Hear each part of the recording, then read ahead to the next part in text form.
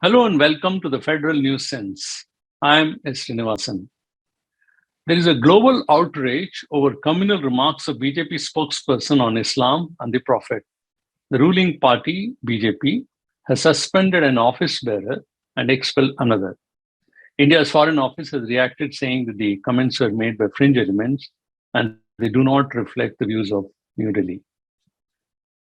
Now, the controversy has brought to fore the core issue facing the BJP today: how to deal and articulate its ideology of being Hindu first, without, of course, offending global audiences. Now, BJP National Secretary Arun Singhs has disowned the controversial remark, saying that his party was, and I quote, strongly against any ideology which insults or demeans any sect or religion, unquote. This conciliatory statement, though welcome, is bound to raise the eyebrows of those who believe in secularism, as many of the top leaders of BJP have been routinely making hate speeches against minorities in India with impunity.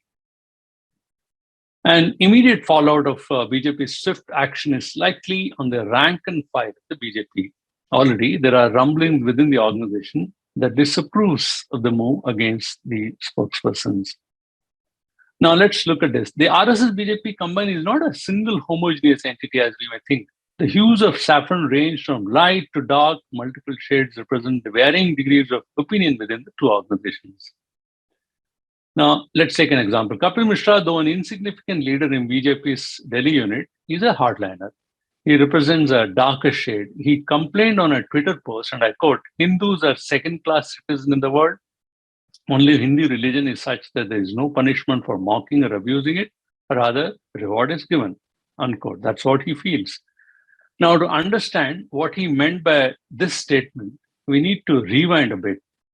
The foot soldiers of Hindu right are brought up on a staple slogan of Hindu khatre mein hai. That is, how Hindus are living under threat in their own homeland, where they form, of course, 84% of the population.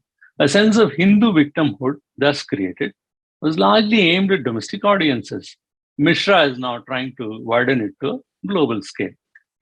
In the 1980s, the Ram Janmabhoomi Babri Masjid agitation focused on how Hindus living in free India had no access to their own gods. In the build-up to the movement, tableaus displaying images of Ram Lala or newborn Lord Ram kept behind shackled bars were circulated in Ayodhya town, drawing the attention of the devout.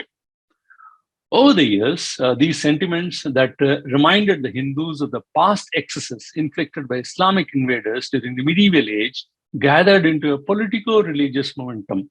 This culminated in demolition of Babri Mosque in 1992. This helped BJP catapult to power both at the center and in the states. The new regime is now building a temple at the place, and it is likely to be ready before 2024.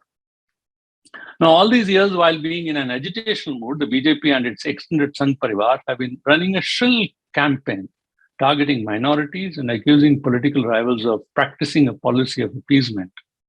The BJP spokesperson used to aggressive posturing haven't changed much, despite being in power since 2014. Now, this helped the party propagate its aggressive Hindutva agenda. The opposition failed to face this onslaught. What made things worse for them is the repeated electoral setbacks they suffered at the hands of BJP. The political discourse rapidly turned coarse. Hate speech and bigotry found their way into everyday political lexicon. A large section of the media fueled this trend. Last month, mid-May, observers noticed a slight change in BJP's approach. The party began to distance itself from developments in Varanasi, where the controversy broke out over decades of old Gyanvapi mosque, Kashi Vishwanath case.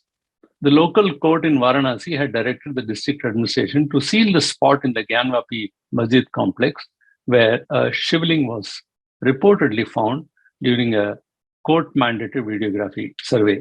Why I'm saying reportedly? Because the issue is yet to be ascertained by the court. The BJP, however, did not make any efforts to stop the hardliners from agitating. Now, early this week, the RSS chief Mohan Bhagwat advised the hardliners that they should not raise disputes regarding every other monument or mosque, as Taj Mahal and Qutub Minar figured among the disputed sites. He expressed confidence that the Gyanvapi issue would be sorted out either in courts or through mutual consent. Now, not everyone was willing to take Bhagwat's statements on its face value. Author, journalist Nilanjan Mukhopadhyay has argued in the Federal, and I quote, "What was stated around the Gyanvapi mask, which grabbed the headlines, Bhagwat said much more that leaves wondering if any of his utterances can be relied on," unquote. Now, coming back to the issue of protests from Islamic countries and BJP High Command's decision to sack its spokespersons, the move has certainly agitated the hardliners. Some of them have vented their frustrations on social media. This raises a question. Can RSS BJP put the genie back into the bottle? Can a tiger change its stripes? According to a Chinese proverb, and I quote, "He who rides a tiger is afraid to dismount," which roughly means once a troublesome venture is begun, the safest course is to carry out through the end. The hardliners with the RSS BJP fold would certainly prefer taking their Hindu first agenda to its logical end. Any deviations may have its own consequences.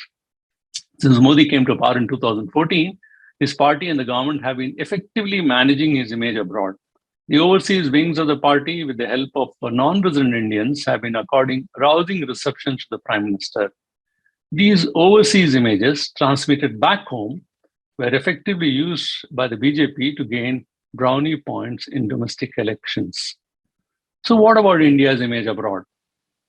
Former Foreign Secretary Shyam Saran, in his latest book, How China Sees India and the World, says that in the new changing world order, India could play a crucial role. For instance, with increasing globalization, the world would need countries that could manage plurality, and India is well placed to play that role.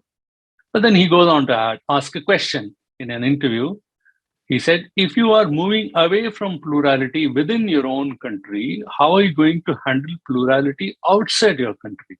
And I think that's important. Finally, politics based on majoritarian hegemony has its limitations.